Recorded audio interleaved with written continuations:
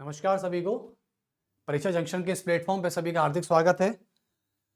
तो चलिए, कैसे हैं आप सभी लोग? और मैं आशा करता हूं अच्छे ही होंगे, क्योंकि हालांकि जीवन में अच्छा बुरा चलता रहता है, वो बैलेंस की बात है। बैलेंस भी रहे, क्योंकि बुरा होना भी बहुत ज़रूरी है, ताकि अच्छे होने की खबर भी बहुत हमें खुशी देती है। कहते हैं ना कि मीठे मीठे का मजा तभी है जब मिर्ची के बाद उसे एहसास किया जाए। तो बस वही वाली कहानी है। जीवन तो खैर है ही सुखों दुखों का संगम।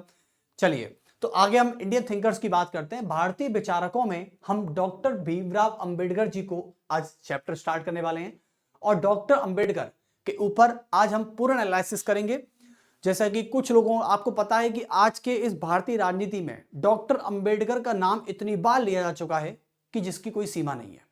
डॉक्टर अंबेडकर, क्योंकि डॉक्टर अंबेडकर ने, देखो, अंबेडकर की बात करें तो आज उनको पॉलिटिक्स तरीके से उछाला जा रहा है, जबकि ऐसा नहीं है, जबकि ऐसा हमें नहीं सोचना चाहिए। हमें उनके जीवन परिचय के बारे में, उनके जीवन के बारे में, उनके जीवन के साथ होने वाली जो भी घटनाएं हैं उनके बारे में अध्ययन करना है। और इससे हमें यह पता चलेगा कि डॉक्टर भीमराव अंबेडकर सभी नेताओं से अपने वैचारिक भिन्नों में, यानी जो इनके विचार थे वो भिन्न क्यों थे, इनमें थोड़ा सा अकड़पन क्यों था, इनकी एजुकेशन कैसे हुई, इनको इन एजुकेशनों में किन किन चीजों का सामना करना पड़ा। ये सारी चीजें हम तभी देख सकते हैं जब हम एनालाइज करेंगे डॉक्टर भीमराव अंबेडकर को। तो चलिए स्टार्ट कर लेते हैं। तो सभी डालेंगे इंडियन थिंकर्स।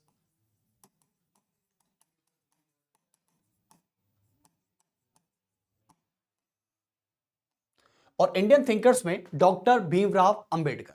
लेकिन मैं डॉक्टर भीमराव अंबेडकर को पूरा नाम बता दूं तो पूरा नाम पे हम बाद में चर्चा करेंगे, लेकिन अभी आप सभी कहेंगे डॉक्टर भीमराव अंबेडकर। तो इस चैप्टर को स्टार्ट कर लेते हैं। पहले डॉक्टर बी आर अंबेडकर।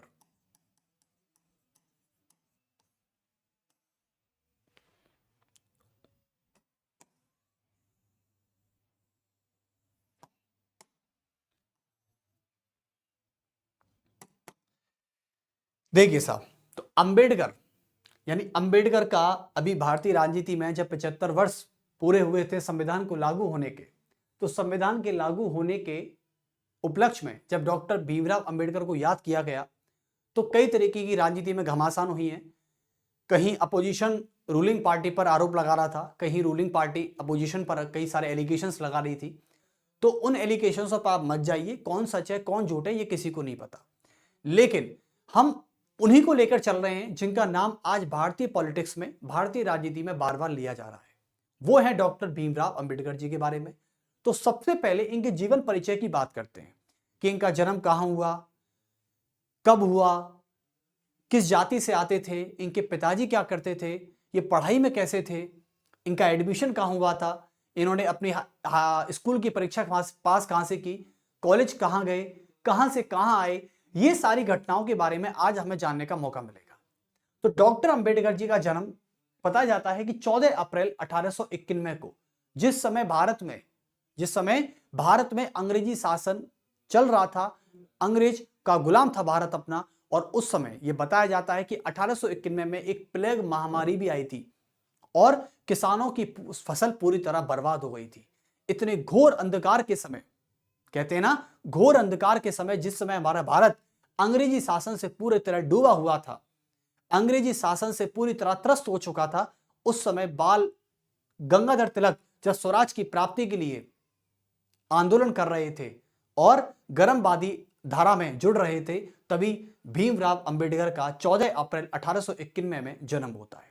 इनका जन्म एक्चुअली में मध्य प्रदेश के इंदौर के पास एक महू नाम का कस्बा है, वहां पर जन्म हुआ था। आपको ज्योग्राफी जब आपने पढ़ी होगी तो महू नाम की जगह, ये वो जगह है जहां से चंबल नदी का उद्गम होता है। चंबल नदी महूपाव की जो पहाड़ी है वो वहां से होता है। तो चलिए पहले हम इनके जीवन परिचय की बात कर लेते हैं। जीवन परिचय। तो डॉक्टर अंबेडकर का जन्म उस समय हुआ है 1891 में, जब प्लेग महामारी पूरी तरीके से भारत पर छाई हुई थी, किसानों की फसलें पूरी तरह खराब हो चुकी थी, अंग्रेजी शासन लोगों पर पूरी तरह अत्याचार कर रहा था, अत्याचार करने में उसने कोताही नहीं बरती। और उसी समय तिलक भी अंग्रेजों के खिलाफ कई प्रकार के आंदोलन और उग्रवादी धाराओं में सम्मिलित हो रहे थे। उसी समय डॉक्टर भीमराव अंबेडकर जी का जन्म होता है 14 अप्रैल को। तो चलिए, तो इनका जन्म हुआ 14 अप्रैल 1891 को।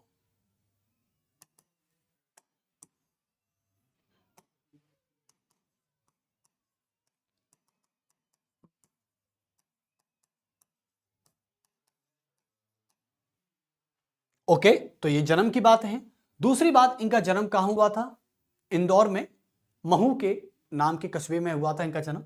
तो चलिए, इनका जन्म कहां हुआ, छोटी छोटी जानकारियां लिख लेते हैं। इनका जन्म होता है इंदौर के पास महू जो कस्बा है, वहां इनका जन्म हुआ। और इनका जन्म किस जाति में हुआ, यह इंपॉर्टेंट है। यह इसलिए इंपॉर्टेंट है क्योंकि यहीं से अंबेडकर जी की सारी यातनाएं, उनका जीवन का लक्ष्य है, वो यहीं से डिसाइड होता है। आप ये मत बोलें कि मैं जातिवाद पर भरोसा कर रहा हूं। मैं अंबेडकर जी की जाति जानने में मुझे कोई दिलचस्पी नहीं है, सच में। वो इसलिए नहीं कि आप ये ना सोचे कि मैं जातिवाद कर रहा हूं, इसलिए नहीं, बल्कि जाति से ही, यह अंबेडकर जी की जाति इस जाति से आते थे। इनका इसी जाति में जन्म हुआ था, जो जाति सामाजिक बहिष्कार की दृष्टि से सबसे अछूत जाति समझी जाती थी। सीरियसली, ये बात सच है। ये बात जो भी बता रहा हूं वो सच है सारी। यानी ये कहानी नहीं है मनगढ़ंत।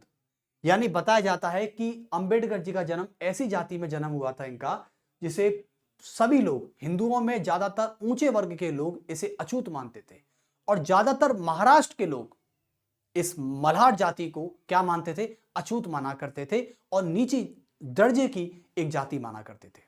तो इसका मतलब यह था कि यह महार जाति में इनका जन्म हुआ था, महार, और जो कि महाराष्ट्र में नीची जाति समझी जाती थी। नीची जाति सॉरी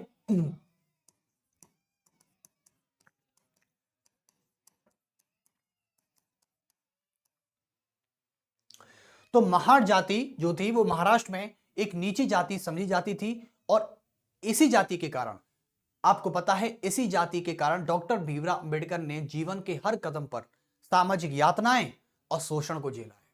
और इसी शोषण से वो प्रेरित होकर, आप सोचिए कि कोई व्यक्ति इतना पूरे जीवन भर इतनी यातनाएं झेलता है, इतना शोषण झेलता है, और उसके बाद वो वही व्यक्ति उसी शोषण से, उसी सामाजिक अन्याय से प्रेरित होकर पूरे दलित समाज के लिए एक प्रेरणा बन जाता है। ये डॉक्टर भीमराव अंबेडकर जी हैं।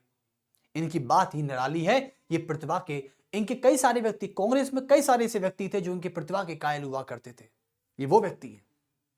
तो जाति महार थी। महाराष्ट्र में इसको बहुत ही लोअर कास्ट और बहुत ही अछूत वर्ग समझा जाता था। इसको कहते थे अछूत वर्ग है, इसको छूना नहीं है, यानी ये अछूत वर्ग है। इसको इस तरीके की टिप्पणी से भी पुकारा गया है महार जाति को। इनके पिताजी की बात करें तो इनके पिताजी का नाम था रामजी सकपाल। क्या था? रामजी सकपाल। रामजी सकपाल इनके पिताजी का नाम था। और इनका जो मूल नाम था वो भी आपको बता दूं, इनका मूल नाम था, इनका जो मूल नाम था वो था भीम सकपाल। क्या था? भीम सकपाल। यानी जब बचपन में जन्म के समय इनको भीम सकपाल के नाम से जानते थे, जबकि इन्हें डॉक्टर BR अंबेडकर के नाम से नहीं जाना जाता था। डॉक्टर तो क्या ही होंगे, जन्म के समय बच्चा कोई डॉक्टर थोड़ी होता है भाई, वो तो ज्ञान प्राप्ति के बाद ही डॉक्टर बनेंगे ना। तो उनको पहले कहते थे भीम सकपाल। क्या कहते थे? भीम सकपाल। तो इनका मूल नाम हुआ करता था भीम सकपाल। ये भीम सकपाल थे भाई साहब। चलिए, अब आपको पता है कि रामजी सकपाल इनके पिताजी का नाम है, और आपको बता दूं डॉक्टर BR अंबेडकर का जो पूरा नाम है, ये इनके पिताजी रामजी सकपाल के नाम पर इनको डॉक्टर भीमराव रामजी अंबेडकर कहा जाता है। तो इनका पूरा नाम क्या हुआ? आज इनका पूरा नाम है डॉक्टर भीमराव रामजी अंबेडकर। रामजी अंबेडकर, क्योंकि इनके पिताजी का नाम था रामजी सकपाल। चलिए, तो इनके पिताजी के नाम पर ही इनका पूरा नाम हुआ और भीम सकपाल इनका नाम ही था। तो राम जी इनके पिताजी से आया, तो भीम राम जी अंबेडकर इनका पूरा नाम था। चलिए, अब जैसे कि इनका जन्म कहां हुआ, इनकी जाति कौन सी थी, इनके पिताजी का नाम, इनके माताजी का नाम, सॉरी इनका मूल नाम क्या था, ये सारी चीजें मैं आपको बताई हैं। अब आपको पता है कि डॉक्टर अंबेडकर का जन्म महार जाति में हुआ था और सभी हिंदू वर्ग के लोग, हिंदू में सवर्ण वर्ग के लोग महार जाति को और विशेषकर महाराष्ट्र में इसको एक अछूत जाति समझा जाता था। इसी जाति की वजह से डॉक्टर भीमराव अंबेडकर ने पूरे जीवन में, चाहे उनका विद्यार्थी जीवन हो, चाहे उनका राजनीतिक जीवन हो और चाहे उनका बचपन हो, उन्होंने जीवन के हर कदम पे सामाजिक यातनाओं को और सामाजिक बहिष्कार को झेला है, उन्होंने शोषण को झेला है।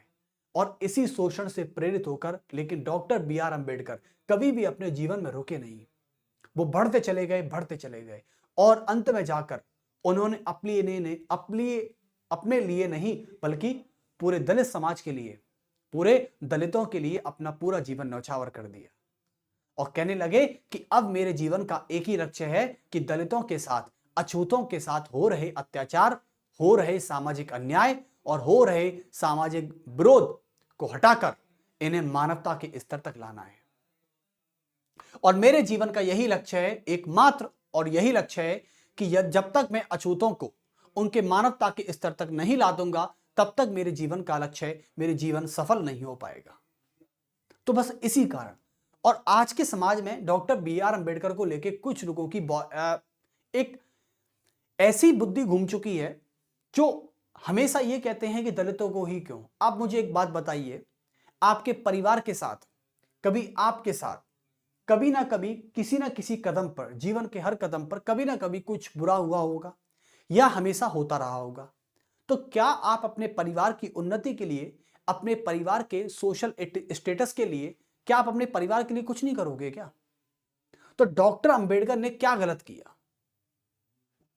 डॉक्टर अंबेडकर चाहते तो पढ़ लिख गए थे, पढ़ लिखने के बाद डॉक्टर अंबेडकर के साथ तो कोई ऐसा नहीं करता था क्योंकि तब तो वो पढ़े लिखे व्यक्ति थे, तब तो लोग उनसे हाथ भी मिलाते थे, समझे ना। बड़े बड़े लोग उनके चीफ गेस्ट हुआ करते थे, वो खुद चीफ गेस्ट के तौर पर जाया करते थे, विधि मंत्री थे, संविधान सभा में सदस्य के रूप में काम कर चुके हैं।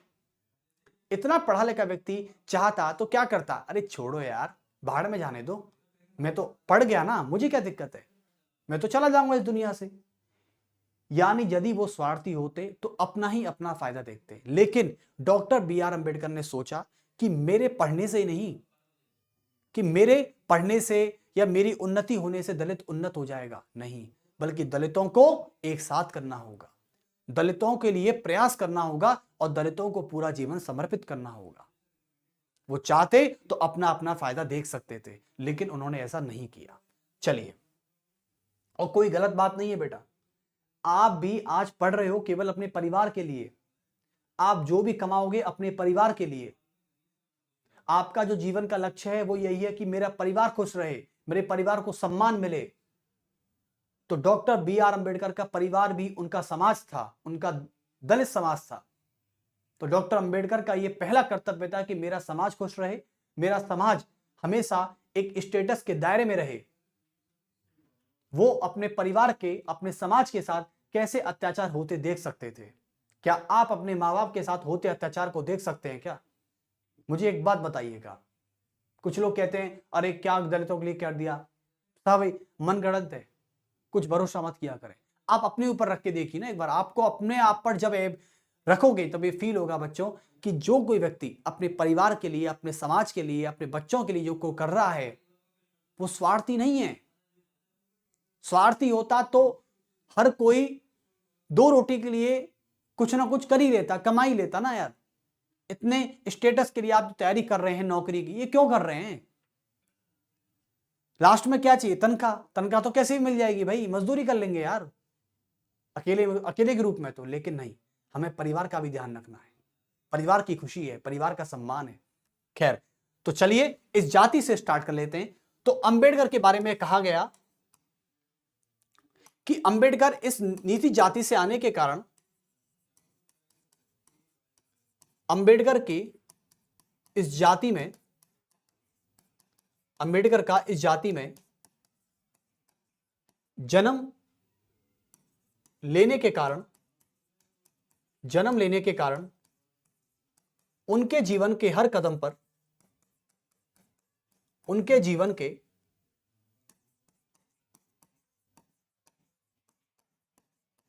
पर उन्हें सामाजिक यातनाओं और सामाजिक अन्याय का शिकार होना पड़ा।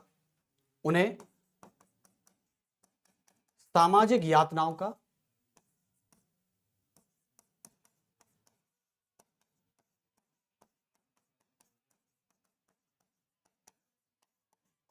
एवं अन्याय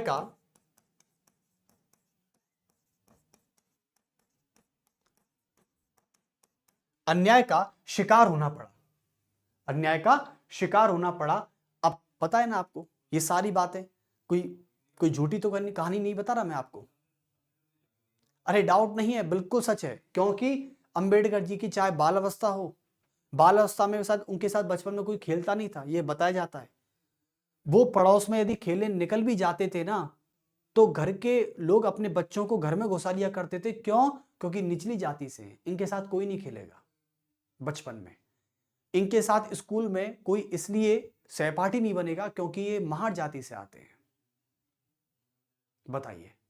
हालांकि अंबेडकर जी का स्टेटस तब जाके सुधरा है जब, हालांकि ये संविधान सभा में पहुंच गए, बहुत पढ़े लिखे व्यक्ति हैं। देखो मैं कहता हूं जातिवादी से कुछ नहीं होता भाई साहब, जातिवादी से कुछ नहीं होता। आदमी का दिमाग सुंदर होना चाहिए, और मैं अंबेडकर जी के दिमाग का फैन हूं बस। सीरियसली बता रहा हूं। मैं ऐसे बता रहा हूं, यदि मुझे आज धर्म में और संविधान में से किसी एक को चुनना पड़े तो मैं संविधान चुनूंगा, धर्म नहीं।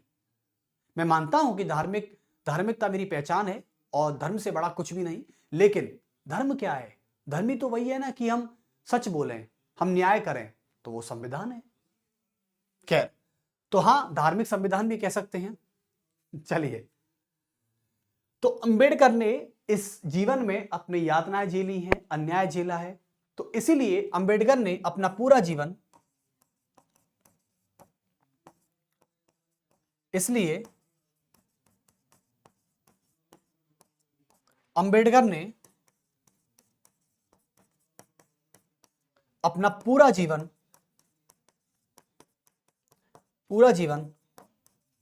दलित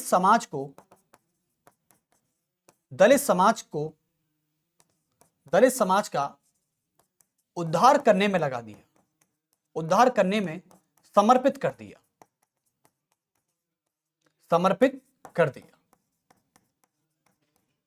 और इसी के लिए उन्होंने एक लक्ष्य बनाया था कि मेरा जीवन में एकमात्र लक्ष्य है कि अछूत वर्ग को मानवता के स्तर तक लाना। और इनका एक लक्ष्य भी था, और लक्ष्य यह है कि अछूत वर्ग को मानवता के स्तर तक लाना। मानवता के स्तर तक लाना ही मेरा लक्ष्य है, और यही मेरा परम लक्ष्य है। जैसे कि तिलक जी का लक्ष्य क्या था कि स्वराज की प्राप्ति, कि स्वतंत्रता मेरा जन्म सिद्ध अधिकार है और मैं इसे लेकर रहूंगा, ये तिलक जी ने बोला था। और इसी जज्बे पर आधारित डॉक्टर बी.आर. अंबेडकर कहते हैं कि मेरे जीवन का एकमात्र लक्ष्य है कि अछूत वर्ग को मानवता के स्तर तक और उनके साथ हो रहे अत्याचार को मिटाने के लिए मैं दलितों को अपना जीवन समर्पित कर देता हूं, न्यौछावर कर देता हूं। तो ऐसे करके डॉक्टर बी.आर. अंबेडकर दलितों के प्रेरणा स्रोत बन गए, दलितों के मुखिया बन गए, दलितों के उद्धारकर्ता बन गए, दलितों को इकट्ठा करने लग गए। अब चलिए, अब आते हैं नेक्स्ट स्टेप पर।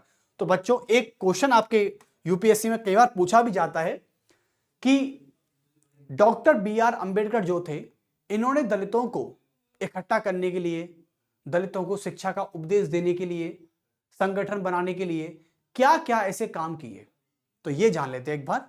चलिए भाई, अब दलितों को जीवन समर्पित कर दिया है तो क्वेश्चन तो यहां पर ये उठेगा ना कि अंबेडकर जी ने दलितों के साथ हो रहे अत्याचार को खत्म करने के लिए, या ये कह सकते हैं कि दलितों को संगठित करने के लिए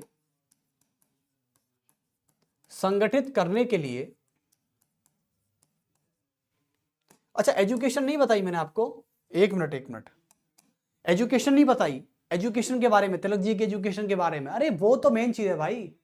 इनसे यानी पूरी संविधान सभा में इनसे ज्यादा पढ़ा लिखा व्यक्ति कोई नहीं था, केवल एक संवैधानिक सलाहकार BN राव को छोड़कर। हाँ, ये बहुत ही बड़ा फैक्ट है कि पूरी संविधान सभा में इनसे ज्यादा पढ़ा लिखा व्यक्ति कोई था ही नहीं, केवल और केवल BN राव, हमारे संविधान के सलाहकार को छोड़कर, बस। जैसे अब बात कर लेते हैं इनके एजुकेशन, अंबेडकर जी की शिक्षा, अंबेडकर जी की शिक्षा, इनकी एजुकेशन कहां कहां हुई, ये कहां कहां गए, इनके बारे में तो बड़ा इंटरेस्टिंग पॉइंट है भाई। जब कोई व्यक्ति इतना पढ़ा है, इतना लिखा है, अपना पूरा जीवन पढ़ाई में लगा दिया, ये बताया जाता है कि अंबेडकर जी जब लाइब्रेरी पढ़ने जाते थे तो उन्हें ना नींद का होश था, ना ही खाने पीने का होश रहता था। ये बिना खाना खाए, दिन में बिना खाना खाए भी पढ़ते रहते थे। और इसी लगन को देखकर इनके पिताजी रामजी सकपाल ने अपने बच्चे, अपने अंबेडकर के लिए पढ़ाई के लिए पूरा जीवन न्यौछावर कर दिया कि मैं अपने बच्चे को पढ़ाऊंगा। और हर बाप का सपना होता है अपने बच्चे को पढ़ाना, हर बच्चे को उस चीज से निकलना जो उसके बाप ने जिंदगी भर झेली हो। यह हर बाप का सपना होता है बेटा। जब आपको पता है कि आजकल के पिताजी भी कहते हैं कि बेटा मेरा जीवन तो जैसे तैसे कट गया, लेकिन मैं नहीं चाहता कि तेरा भी जीवन ऐसे कटे, तो इसलिए तुझे जितना पढ़ना है पढ़, मैं तेरे साथ दूंगा। तो अंबेडकर ने अपने पिता के सानिध्य में और अन्य शिक्षकों के सानिध्य में रहकर वो पढ़ाई पूरी की और इतना बड़ा मुकाम हासिल किया कि आज भी कोलंबिया यूनिवर्सिटी आज भी ये कहती है कि हमसे पढ़ा हुआ आज एक छात्र एक देश का संविधान बना के बैठा है। ये बहुत ही गर्व की बात है, बहुत ही गर्व की बात है। कोलंबिया यूनिवर्सिटी इस बात को कहते हुए कितना गर्व करती होगी कि हमसे पढ़ा हुआ एक छात्र आज दुनिया के किसी एक देश का संविधान बनाकर बैठा है। ये बहुत ही अचंभे की बात है। जैसे आज मुझसे पढ़ा हुआ स्टूडेंट यदि आज सिलेक्शन पे पहुंच जाता है तो मैं ही गर्व से फूल जाता हूं, यही मेरे लिए दवाई के रूप में काम करता है। तो वो तो यूनिवर्सिटी के पढ़े हुए छात्र हैं, उन्होंने पूरे देश का संविधान बना दिया। बात ये गर्व होता है यार, बिल्कुल अंबेडकर के लिए सैल्यूट है। मतलब ऐसा व्यक्ति मैं, क्योंकि पहली बात तो अंबेडकर जी के पिताजी रामजी सकपाल ने अपने बच्चे की पढ़ाई के लिए सब कुछ किया। और दूसरी बात, रामजी सकपाल जो थे वो कबीर के अनुयायी थे। कैसे थे? कबीर जो महाकबीर हैं, लेखक हैं, उन कबीर के अनुयायी थे। और कबीर ने हमेशा जातिवाद पर कभी भरोसा नहीं किया है। कबीर कभी भी जातिवाद पर भरोसा नहीं करते हैं। इसलिए कहते ना कि पिता की जो ज्ञान है, पिता की जो छत्र छाया है, वो अंबेडकर पर पड़ी। इसलिए अंबेडकर हमेशा जातिवाद के खिलाफ थे और कबीर के बहुत बड़े फैन थे। तो अंबेडकर जी की शिक्षा में जान लेते हैं एक बार कि इनकी शिक्षा कहां से हुई। देखो, बताया जाता है कि 1907 तक, यानी 1851 में जन्म हुआ तो 3-4 साल में पढ़ने बैठने गए हुए। 1895 से लेके और 1907 तक इनकी जो भी स्कूल की एजुकेशन थी, हाई स्कूल तक, 1907 तक इन्होंने सतारा में पूरी की। तो 1907 तक की विद्यालय शिक्षा यानी हाई स्कूल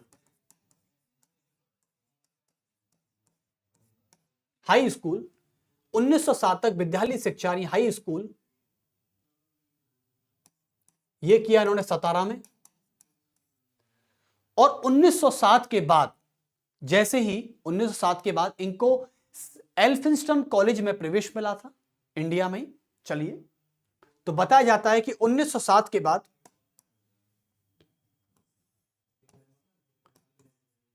1907 में इन्हें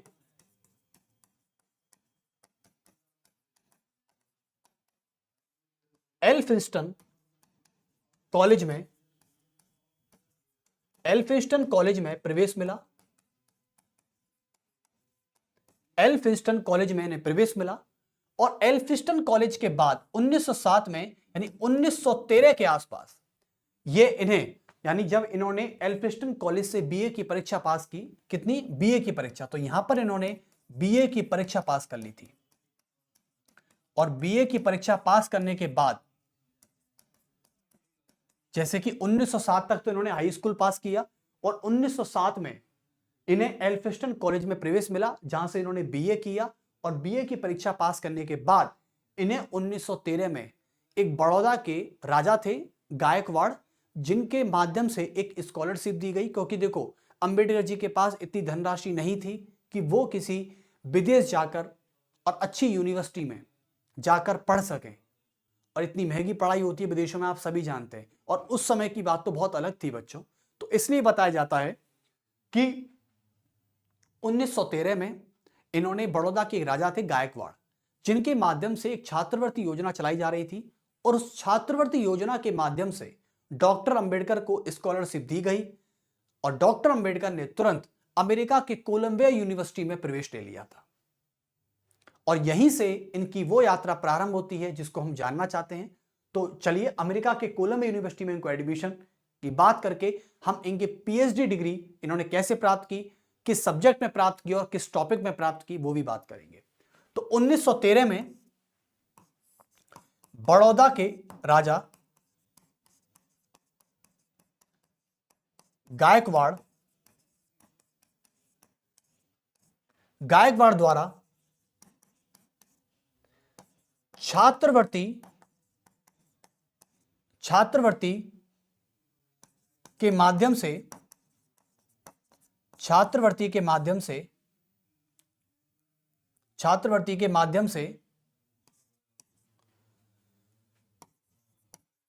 अमेरिका के कोलंबिया यूनिवर्सिटी में, अमेरिका के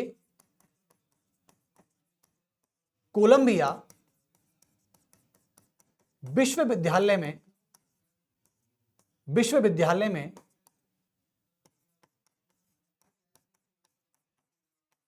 प्रवेश लिया और कोलंबिया यूनिवर्सिटी के विश्वविद्यालय में प्रवेश लेकर इन्हें 2 साल के बाद, बताया गया कि 2 साल के बाद यानी 1915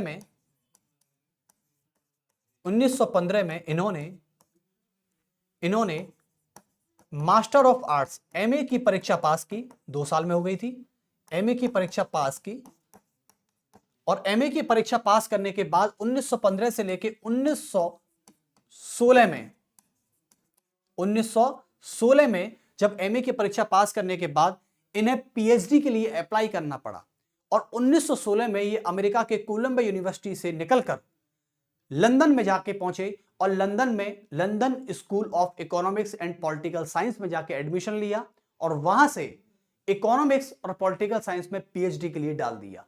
तो चलिए अप्लाई कर दिया। 1960 में इन्होंने लंदन में जाकर London of school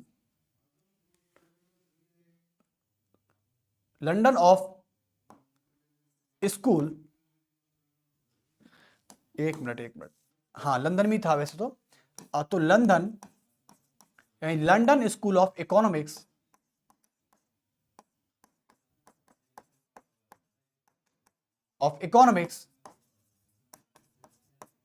and pol science में प्रवेश लिया और वहां से निकलकर सीधे 1917 में इन्होंने London school of economics and political science में पीएचडी की डिग्री प्राप्त की और पीएचडी इन्होंने अर्थशास्त्र में भी प्राप्त कर रखा है डॉक्टर अंबेडकर ने, यानी अर्थशास्त्र से भी डॉक्टरेट की उपाधि इनके पास है और पॉलिटिकल साइंस को लेकर भी इनके पास डॉक्टरेट की उपाधि है। तो पॉलिटिकल साइंस में इन्हें एज एट वॉर लॉ की उपाधि मिली, जबकि इकोनॉमिक्स में इनको the problem of the rupee पर इन्होंने पीएचडी प्राप्त की है डॉक्टर अंबेडकर ने। और बताया जाता है कि पूरी संविधान सभा में सबसे ज्यादा पढ़े लिखे व्यक्ति वो जो थे वो डॉक्टर बी.आर. अंबेडकर ही थे।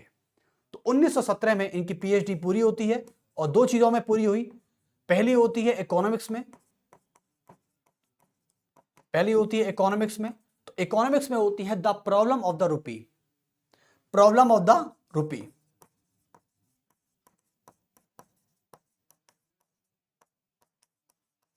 प्रॉब्लम ऑफ द रूपी, और दूसरी थी पॉल साइंस में। पॉल साइंस में इनको मिलती है बार लॉ की, किसकी? एज बार लॉ, एज बार लॉ, यानी 2 उपाधि इनको एक साथ मिली पीएचडी की 1917 में। बहुत अच्छे। और आपको पता है कि डॉक्टर बी आर अंबेडकर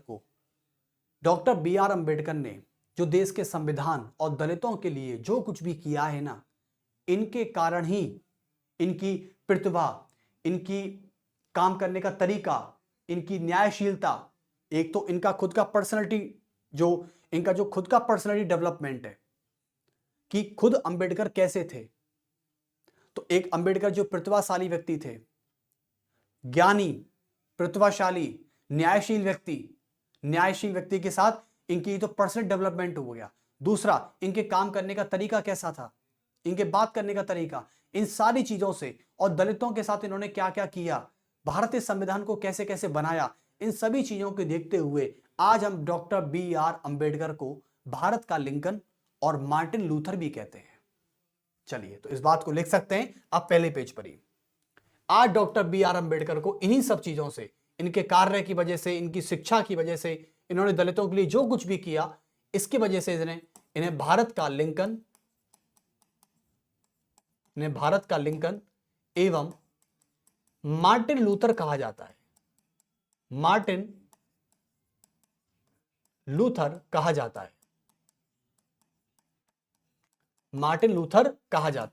तो यह बात इंपॉर्टेंट थी कि भारत का लिंकन एवं मार्टिन लूथर इन्हें ही कहा जाएगा, क्योंकि इन्होंने अपनी शिक्षा से लेकर और शिक्षा के बाद, आपको पता है जब ये 1970 में पीएचडी की डिग्री प्राप्त कर चुके थे तो ये भारत आ चुके थे, और भारत आकर इन्होंने आजीविका के लिए, अपना जीवन यापन चलाने के लिए कुछ वकालत करना प्रारंभ कर दिया था। तो ऐसा बताया जाता है कि ये 1917 के बाद जब इंडिया की तरफ मूव हुए तो भारत में इन्हें आजीविका चलाने के लिए वकालत शुरू करनी पड़ी।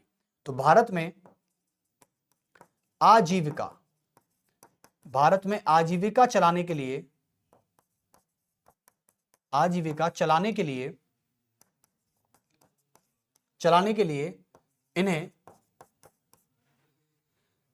इन्हें वकालत करनी पड़ी। और इनका इंटरेस्ट भी था बच्चों। भाई आप जानते हो कि लॉ की पढ़ाई इन्होंने की है, इकोनॉमिक्स में इन्होंने पीएचडी की डिग्री प्राप्त की, ये सारी चीजें आप जानते हो। चलिए, तो यहां तक तो अंबेडकर भारत में आ गए। अब आगे जो हम पढ़ेंगे, तो आज हमने अंबेडकर जी के एजुकेशन के बारे में पढ़ा कि अंबेडकर जी ने एजुकेशन किस प्रकार से ली है, पहली बात। दूसरी बात हमने जो आज पढ़ी है, अंबेडकर जी का जीवन परिचय पढ़ा है, केवल जन्म के बारे में, कहाँ हुआ, किस जाति में हुआ, पिताजी का नाम क्या था, ये सारी चीजें। अच्छा, एक बात और लिख लेना कि पिताजी जो थे ना इनके, रामजी सकपाल, ये कबीर के बहुत बड़े फैन थे। और कबीर खुद ऐसे हैं जो जातिवाद पर कभी विश्वास नहीं करते। तो कबीर के अनुयायी, ये कबीर के अनुयायी हैं बच्चों, ठीक है। चलिए, तो अभी इतना रखते हैं डॉक्टर बी आर अंबेडकर के बारे में, फिर मिलते हैं आपसे नेक्स्ट पार्ट में। कैसा लगा लेक्चर कमेंट बॉक्स में जरूर बताइएगा एक बार, ठीक है। चलिए, सभी को मेरा बहुत बहुत नमस्कार, धन्यवाद।